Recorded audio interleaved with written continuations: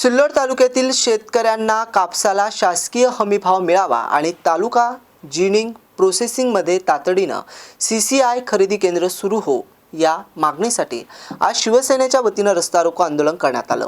आंदोलकांनी CCIच्या भ्रष्ट अधिकाऱ्यांविरोधात घोषणाबाजी करत कापूस जाळून निषेध व्यक्त केलाय।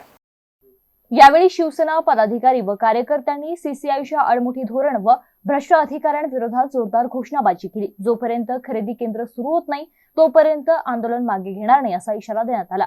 दलाल हटवा, शेतकरी वाचवा, शेतकऱ्यांच्या मागण्या मान्य करा, शेतकऱ्यांचा माल हमीभावाने खरेदी करा अशा घोषणा आंदोलनात देण्यात आल्या।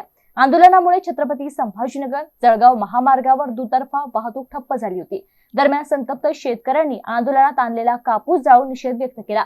मागण्या मान्य न झाल्यास शेतकऱ्यांच्या हितासाठी हा लढा अधिक तीव्र केला जाईल असे आंदोलकांनी सांगितले। सिल्लोड येथील तालुका सहकारी जिनिंग मध्ये हमीभावाने कापूस खरेदी केंद्र सुरू करण्यात यावे अशी मागणी आमदार अब्दुल सत्तार यांनी केली। सदरील मागणी तातडीने मान्य न झाल्यास याहून अधिक तीव्र आंदोलन छेडण्यात येईल असा इशारा आमदार अब्दुल सत्तार यांनी दिला।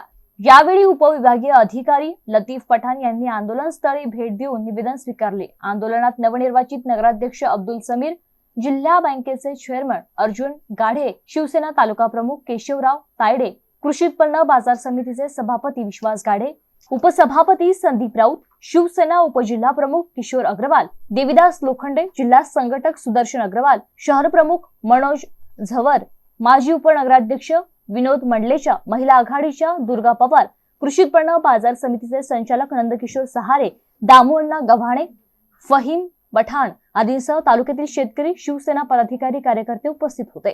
जगदीश नारळे, MC न्यूज, सिल्लोड।